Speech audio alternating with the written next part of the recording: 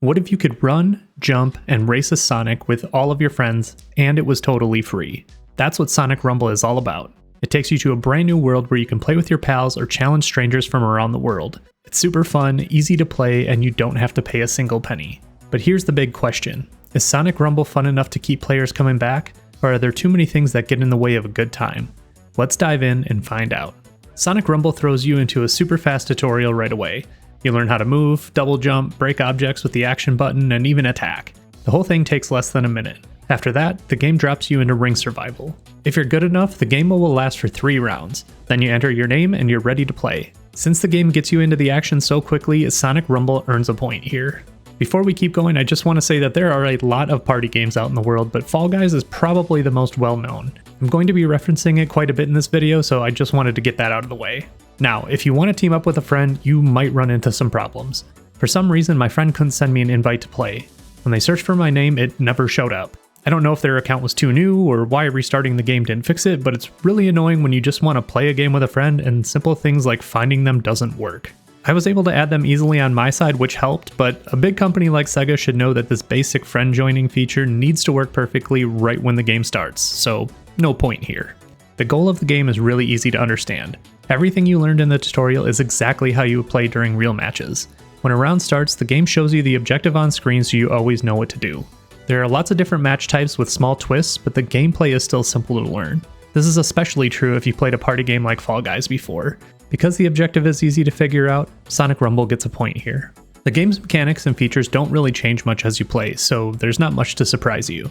There's also no story. Since this is a party game with short rounds, that makes sense, but I still think it would have been cool to see the Sonic universe grow a little instead of just using the Sonic name to sell a party game.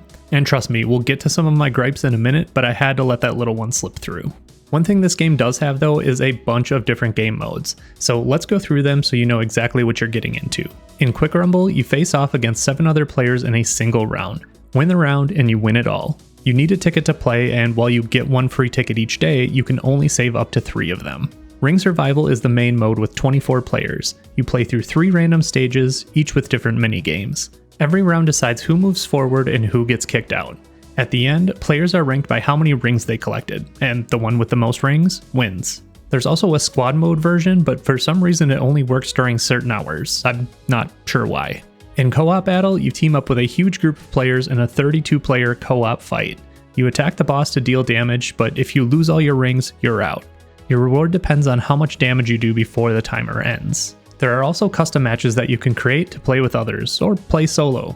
You can even add AI enemies to practice against. Finally, there's Stage Challenge. In this mode, you earn medals to unlock more stages. You take on challenge battles to earn rewards for clearing certain goals. As you finish these challenges, you can spend medals to earn promotions. After you earn 5 promotions, the hard mode version unlocks. 3 demerits and you'll receive a citation. 5 citations and you're looking at a violation. 4 of those and you'll receive a verbal warning. I saved Stage Challenge for last because even when explained simply, it still sounds kind of confusing. And that's pretty much how the game explains it too. Being confusing at times is a pattern with this game, and we'll talk more about that soon. But for now, we're not giving Sonic Rumble a point for depth because there just isn't any. When it comes to gameplay and replayability, the game has a lot to offer. Playing against other people usually makes a game fun on its own, but Sonic Rumble gives you even more reasons to keep coming back. While I was playing, there was a Halloween event going on, and I'm guessing other big holidays will have events too. There was also a Sonic 3 crossover happening at the same time. These events mostly give you challenges to complete, and when you finish them, you earn items and rings. On top of that, there are missions, an event pass, grade rewards, emblem rewards, achievement raffles, crews, which are basically clans, and crew score missions. Plus there's a free season pass and a paid one. See what I mean by convoluted? There's a lot going on here. It's good because it gives players a ton of goals to work towards, but it can also feel a little overwhelming. You can also unlock player skins, emotes, skills, stickers, buddies, and effects as you play. Whether you enjoy grinding or not, you'll almost always be unlocking something new. Because there's so much to do in this game, we're giving it a point here. Since I first played Sonic Rumble, the number of players has gone down a bit. That's pretty normal for most games after they launch, so it's not a big shock. What is surprising though is that more people are playing Sonic Rumble on Steam than Fall Guys. I have to say on Steam because Fall Guys is also on the Epic Store and Sonic Rumble is on mobile too. Since I can't see the player numbers on those platforms, it's hard to get the full picture. But the 24-hour peak for Fall Guys is right around 600, while Sonic Rumble is at nearly 1,000 players. The numbers don't lie, but it's wild that a game as loved and well known as Fall Guys has fewer Steam players than this one. That's another point for Sonic Rumble. So what's cool about this game? First, you get to play as a bunch of different characters from the Sonic universe, and not just one version of them, you can unlock multiple versions. For example, you can get the Sonic 3 Sonic, Officer Sonic, Gold Style Sonic, and others. That's just a small sample, and the same thing is true for other characters as well. After almost every match, you unlock something new, which makes the game feel like you're always making progress. Is every reward amazing? Not really, but it's still more than some games where you play for a while and barely earn anything at all. Just keep in mind that this constant item earning can feel a little mobile game-like, which can be both good and bad. The gameplay is also very easy to understand. It's more forgiving than Fall Guys, so it's a great entry-level party game even for players who aren't very good at these kind of games. That includes me too. Sadly, that's where the cool stuff ends. There isn't anything else unique or interesting enough to give Sonic Rumble another point, so we won't. When it comes to what isn't cool about this game, let's start with the very first thing you see. When you begin playing, the game gives you a random skin, and you can't choose your own. Even if it's just a simple starter skin that you won't be using for long anyway, it would still be nice if you could pick the one you want. The next issue is the player name. I tried entering MaximumSponge and kept getting an invalid string error.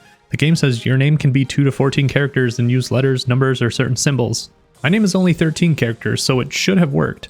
I even saw somebody in the game with a 14 character name, but for some reason mine just didn't work. We've already talked about the issue with adding a friend, so I won't dive back into it, just know that it's still not cool. Another problem is how much this game feels like a mobile-first game that was ported to PC. The UI is huge for no reason. Some of the text even says things like tap instead of click, and the way you unlock things across tons of screens with tons of currencies is a big giveaway. Even worse are the constant pop-ups for microtransactions. Nothing kills the fun faster than sitting down to enjoy a game and getting hit over and over with messages telling you to buy something. If I want to spend money, I will. You don't have to remind me every 5 seconds, especially right after the tutorial when I've only played for about 2 minutes. I don't know about you, but I've never played a game in my entire life that was so good I wanted to spend money on it right after the tutorial. Lastly, the skins are pay to win. If you want to be at the top of the pack, buying skins and buddies is basically the way to do it. A legendary skin from the store gives you a 120% bonus. Compare that to my epic cheerleader rogue skin, which gives me a 48% bonus and took actual work to unlock and upgrade. At first I thought this bonus only counted after the match, but according to Sonic Rumble's own support page, the total combined score of skins and buddies in your inventory will activate as a score bonus during battle. That means that players who spend money start battles with a huge advantage. And honestly, nobody wants pay-to-win items, and if they do, they're probably the same people who use cheats in Warzone. That alone is enough to say that we're not giving Sonic Rumble any points here, but really it's because of everything I just talked about. So, moving on. When I first started playing Sonic Rumble, I honestly wanted to dislike it. The mobile game feel and all the microtransaction pop-ups pushed me away right away. I also thought Fall Guys just feels more polished and more fun, right? But then I kept playing, and what I realized is that if you look strictly at Sonic Rumble's gameplay experience, where no one is forcing you to buy anything, you don't have to be super competitive, and you can jump in and out whenever you want, it's actually really enjoyable. In fact, I found myself winning way more than I do in Fall Guys, and trust me, that does not happen a lot.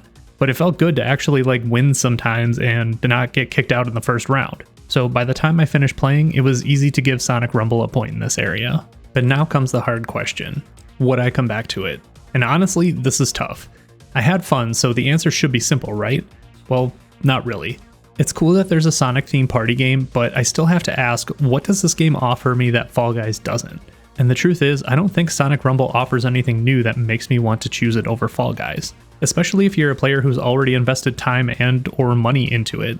All the issues I talked about earlier just aren't a problem in Fall Guys, so if I can get a similar experience without those problems, I'm more likely to play that instead. I won't say I'd never come back to Sonic Rumble, but the chances are very small, so no point here.